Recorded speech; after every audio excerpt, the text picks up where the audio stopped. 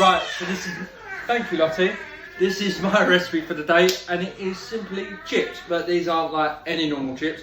They are the best homemade chips you can ever make. It does take quite a long time, so start them in the morning, eat them for dinner. And all you need is potatoes, either King Edward's, Maris Piper, Desiree, or any good roasting potato. Some beef dripping, olive oil, 2 cloves of garlic, some rosemary, some salt, and a milli. We're gonna prepare the potatoes.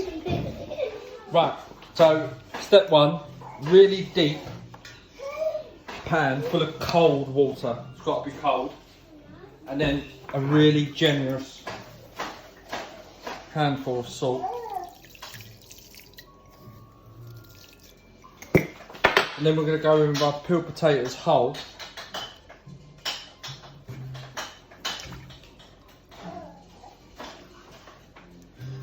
So as you can see, the potatoes have a lot of room, and we're just going to stick them on a really low simmer until we can just touch it with a knife and it goes through. So let's put that on. Right, now we're going to make the rosemary salt, and this stuff's unreal. You can make a big batch of this and it will just get better over the year. You can do it with rosemary, but you could do other salts. You could do thyme, you could do lemon thyme, any woody herb really you could do this with. So I've got some spears of leaves of thyme. I'm going to go in with some fresh flaked sea salt. Like I said, we can keep this, and then we're going to whiz it. Right, so I've got my rosemary salt and my NutriBullet.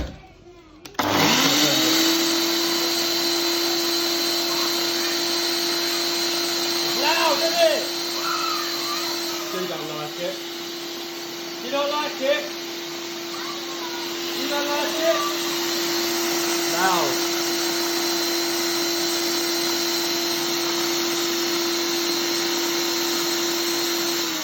Right.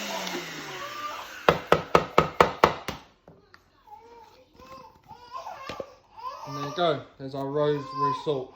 So if you stick that in a clip lid container and don't let the air get to it, like this, that is unreal. Put it over any vegetables, put it over beef, put it over chicken, put it over fish. Like I said, experiment, use different herbs. But yeah, that's easy. Flavoured salt. Right, you can see it's just bipping and bubbling away. All this foam is the starch coming off the potatoes. So we're just going to boil these for, depending on the size of your potatoes. I would probably do this for half an hour, and then I'll test them with a knife, and I'll show you how to do that. But gently boil them. Right, so these have had about half an hour. I prick them. They go through quite easy, but there's a bit of resistance. So what we're going to do now is take these out, put them on a baking tray and stick them in the fridge until they're completely cold. Like that.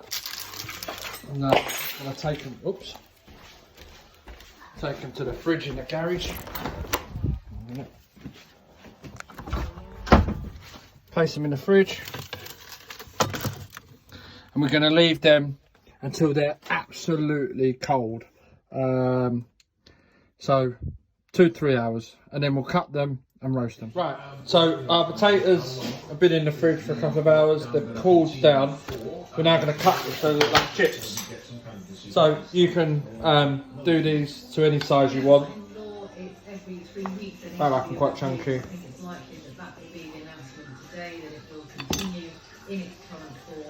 So like that. Cut them all, and then what we'll do is we will get a baking tray, add our dripping into it, heat up, and then put these in. So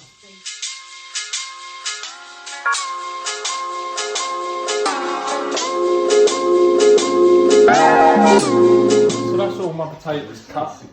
Just move that to the side.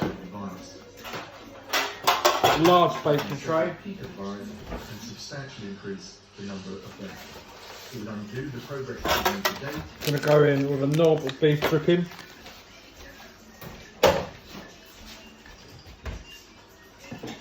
And then some olive oil.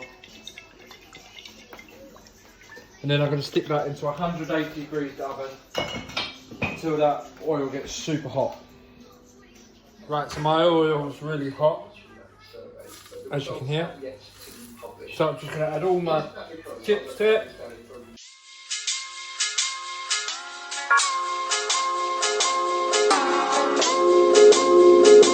Right, so all my chips are in. Just turn them around so all the sides get the beef fat on them. So all my potatoes are covered in my beef fat and my olive oil. I'm going to go into the oven. It's at 180 degrees. And then they're going to go for about an hour and 15. I'll check them after 45 minutes and see if they need turning. If the bottoms of the chips are brown, I'll turn them. But you'll see that as we come back in about 45 minutes. So these have been in about 40 minutes. Some of them are colouring because there's a hot spot in my oven. But as you can see, they're still soft and not crispy. So I've tossed them back in the fat. I'll stick them back in the oven until they're all crispy. So that's the finished beef fat dripping roast potato chips. Just put on some of our rosemary salt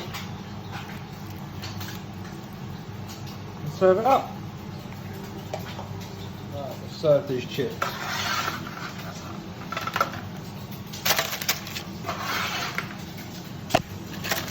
Oops.